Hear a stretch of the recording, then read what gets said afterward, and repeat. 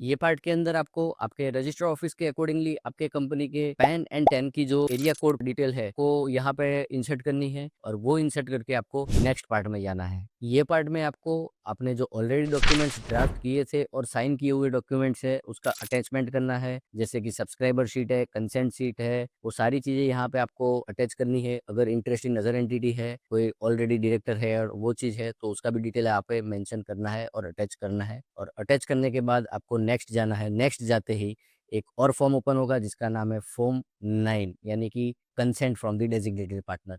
और वो डिटेल जो है वहाँ पे ऑटो प्रीफिल होकर सारी डिटेल आ जाती है। जस्ट उसको डाउनलोड करके उसमें डीएससी लगानी रहती है। सारा डॉक्यूमेंट रेडी हो जाने के बाद सबमिट करने के बाद फॉर्म जनरेशन हो जाता है। फॉर्म जनरेशन होने के बाद उसके अंदर डेजिग्नेटेड पार्टनर की डीएससी लगती है एंड प्रोफेशनल की डीएससी लगती है। और वो डीएससी लगने के बाद वो जो फॉर्म है वो एमसीए पोर्टल पे अगेन अपलोड होता है और अपलोड होने के बाद उसके गवर्नमेंट फीस जो है वो पेमेंट करना होता है। और पेमेंट करने के बाद वो जो फॉर्म है वो सक्सेसफुली गवर्नमेंट के पास अप्रूवल के लिए चला जाता है। जैसे ही अप्रूवल आता है वैसे ही आपका सर्टिफिकेट ऑफ इनकॉर्पोरेशन जनरेट हो जाता है। सर्टिफिकेट ऑफ इनकॉर्पोरेशन जनरेट होने के बाद क्या करना पड़ता है उसके लिए फॉलो करते रहिए next part CS park Patel. Thank you.